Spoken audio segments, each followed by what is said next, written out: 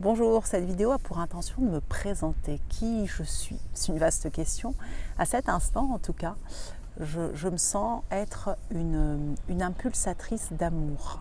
L'amour, c'est quelque chose qui a toujours résonné dans ma vie, que ce soit par le nombre de relations amoureuses que j'ai eues, qui ont compté pour moi, qui ont eu du sens, par mes formations sur l'amour, que ce soit avec l'approche Imago, ou d'aller plonger en soi avec l'hypnose. C'est des choses qui m'ont parlé toute ma vie. Donc je me sens être vraiment une impulsatrice d'amour et je pense que c'est lié de bienveillance. La bienveillance, elle part du cœur, elle a un lien avec tout ça.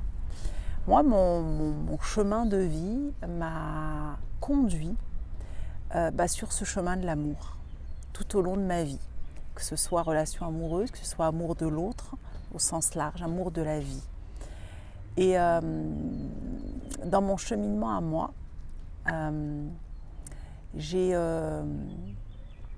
réalisé tardivement qu'en fait j'étais une codépendante affective. Je n'ai pas pris conscience tout de suite et j'ai aussi réalisé tardivement, et c'est lié, c'est pour ça que je vous en parle, que je portais la blessure de rejet et d'abandon. Pourtant, si on regarde directement ma vie, on pourrait se dire mais que je n'ai pas été abandonnée, ce qui est factuellement vrai. Et qui m'a conduit, cette blessure, en réalité, à m'abandonner moi. J'ai mis 48 ans avant de vraiment prendre conscience au plus profond de mes tripes, de mes cellules, que je m'étais abandonnée. Je ne pensais pas comme ça, que j'étais dans un désamour de moi, en pensant être dans un amour de la vie. Et donc du coup, comment je me suis qu'est-ce qui a fait comme ça, qu'est-ce qui a teinté mon chemin de cette blessure-là, ça a été, j'en ai pris conscience au moment des séparations. Qu'est-ce que c'est séparation? Alors au départ, c'était familial. À 15 ans, j'ai dû me séparer de ma famille à un moment pour aller étudier ailleurs. Et je l'ai vécu comme un déchirement, quelque chose d'insupportable. Et en soi, alors évidemment, à cet instant, je ne me suis pas dit « Ah, tu portes la blessure d'abandon ou de rejet ». Non, je voyais juste que c'était une grande souffrance. Et du coup, je suis rentrée chez moi pour repartir à 18 ans étudier en France. Et là, à nouveau, une sensation de vide que je n'ai pas pu... je ne savais pas à quoi ça correspondait. Je pensais que j'avais un problème en me disant « Mais qu'est-ce qui t'arrive ? Tu es dans un endroit agréable, tu fais des études qui te plaisent, tout va bien. Pourquoi ce sentiment de solitude profond ?»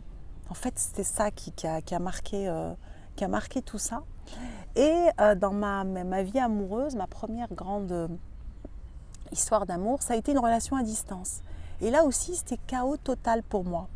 Parce qu'à chaque fois, en fin de compte, qu'il y avait séparation, en relation à distance, il y a souvent séparation, et il y avait un déséquilibre en moi. J'ai tenté à cette époque-là, donc j'étais jeune, j'avais entre 18 et 21 ans là, et j'ai tenté d'aller faire des psychothérapies. Et j'avoue que moi, personnellement, donc c'est pas quelque chose qui m'a aidée. J'ai cherché en vain et je n'ai pas compris tout de suite. Alors, quand j'ai commencé à comprendre ce qui m'arrivait et mon cheminement, ça ne m'a pas, moi, donné des clés, en tout cas, pour réaliser ce que je réalise aujourd'hui, évidemment, mais surtout pour faire comment je fais avec ça. Ok, je sens que je me sens seule, je sens que j'ai un vide en moi, mais qu'est-ce que j'en fais ?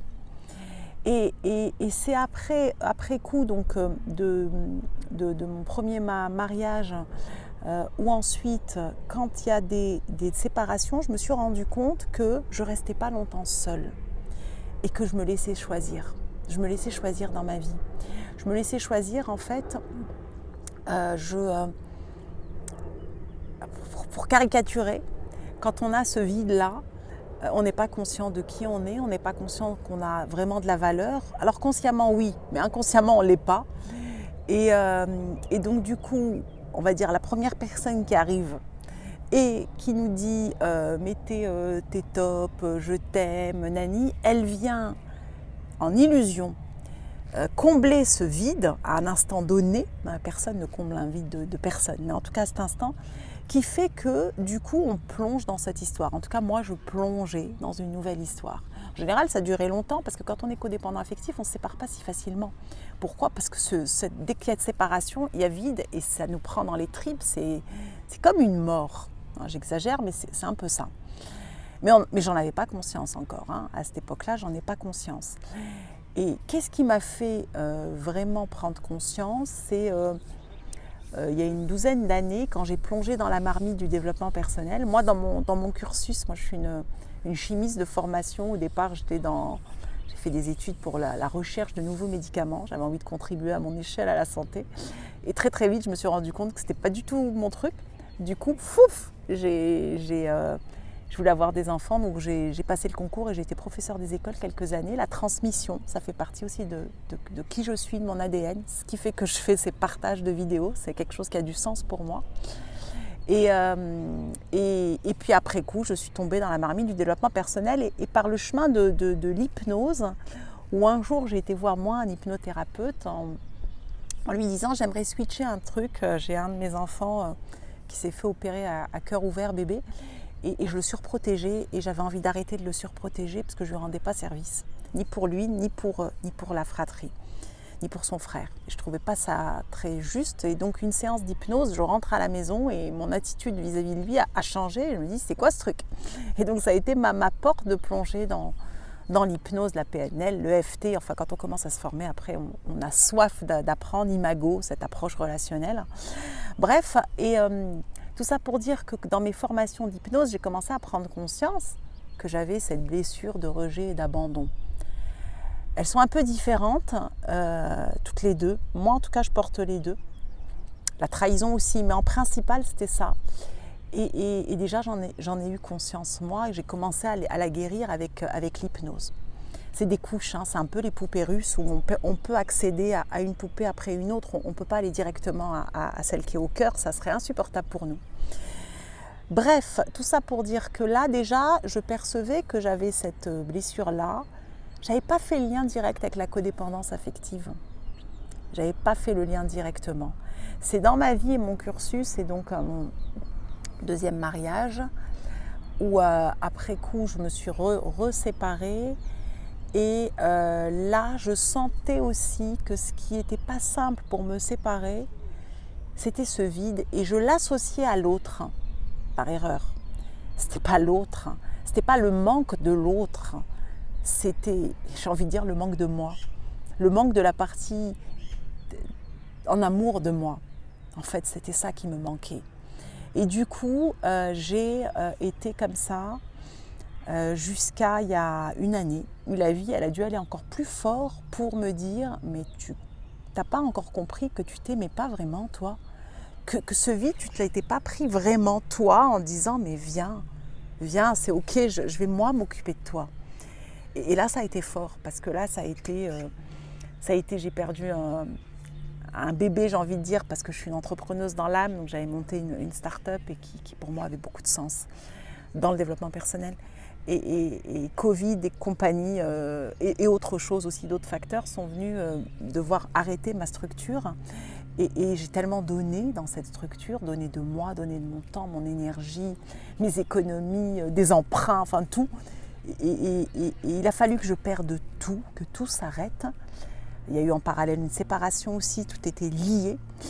Et me mettre à la rue d'une certaine façon, vraiment. Hein, j'ai dû rendre mon appartement, etc. J'avais plus de salaire, etc. Et quand on monte sa boîte, enfin bref, on n'a pas le chômage et compagnie. Donc du coup, c'était vraiment se retrouver sans rien, avec un burn-out.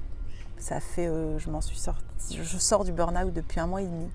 J'ai passé 8 mois dans un état de poisson rouge. J'en souris, mais c'est pas du tout agréable à vivre, du tout. Mais c'est la baffe qu'il fallait que je prenne pour enfin me dire, maintenant, à partir de maintenant, tu es déterminée à ne pas t'oublier et que ça passe par moi. Moi, je suis une maman de 3 enfants. C'est un peu comme dans l'avion. Si je ne mets pas mon oxygène, moi, je ne peux pas être là pour mes enfants. Bah là, j'ai enlevé mon oxygène et il n'y avait plus rien. Donc tout ça pour dire que voilà qui je suis une personne où l'amour, pour aller à l'amour de soi, a vraiment du sens pour moi. Je l'ai vécu dans mes tripes. L'amour de l'autre, parce que le couple, la relation amoureuse, j'ai expérimenté, me passionne. L'amour de la vie. Notre vie, on n'en a qu'une. Elle est tellement précieuse. Chaque minute qui passe là, à cet instant où tu es en train de m'écouter, c'est une minute qui est en train de passer de ta vie. Et moi, mes partages en tout cas, ont l'intention juste de dire, ne t'oublie pas, t'abandonne pas. Il n'y a pas besoin de vivre tout ce que j'ai vécu pour le comprendre, si ça peut t'aider. Pour vraiment apprendre à t'aimer, à ouvrir ton cœur et à t'accueillir. Et là, ce que je suis en train d'expérimenter, c'est à m'accueillir comme je suis, avec mes qualités, avec mes défauts, et avec mes peurs, avec mes doutes, avec tout ça. Ma tristesse par moments, ma joie aussi, parce que ça m'anime à l'intérieur, cette magie de la vie. Et voilà un petit peu qui je suis. Si ça te parle, si toi aussi tu as envie de partager des choses dans les commentaires, si tu as envie de partager cette vidéo parce qu'elle peut être utile à d'autres, si tu as envie de rejoindre notre communauté sur Facebook de femmes, avec cette intention d'amour avec un A majuscule, et qui commence par soi. Alors ça ne veut pas dire qu'on doit s'isoler de tous les autres avant de s'aimer soi et ensuite sortir, non, mais c'est en parallèle. C'est avoir cette détermination à l'intérieur et être là aussi, présente, juste là. Voilà, et il s'avère que mon prénom, je m'appelle Amel, je suis d'une double culture, algérienne et française. Et Amel en arabe, ça veut dire espoir. Et moi, j'ai la foi en la vie. Ce que mon expérience de vie m'a aussi appris en me mettant à la rue d'une certaine façon, c'est de lâcher prise et tu sautes dans le vide et tu dis ça va le faire. Tu sais pas comment, mais tu sais que ça va le faire. Et c'est une sensation de liberté énorme, énorme. En même temps, par moments, d'avoir peur, c'est juste normal aussi. Mais d'avoir cette foi-là qui est là, elle est juste là. Ne pas savoir ce que va être demain, mais là maintenant, je suis là. Et c'est top. Et voilà ce que j'avais envie de te partager avec toi à cet instant.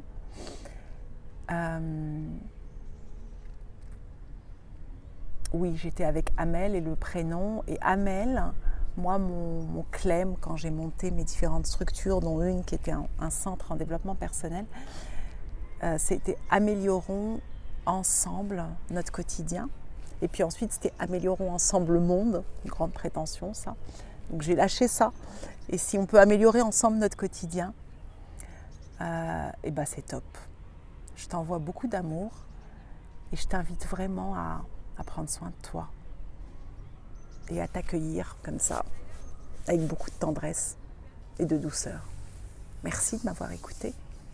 Merci d'avoir pris ce temps.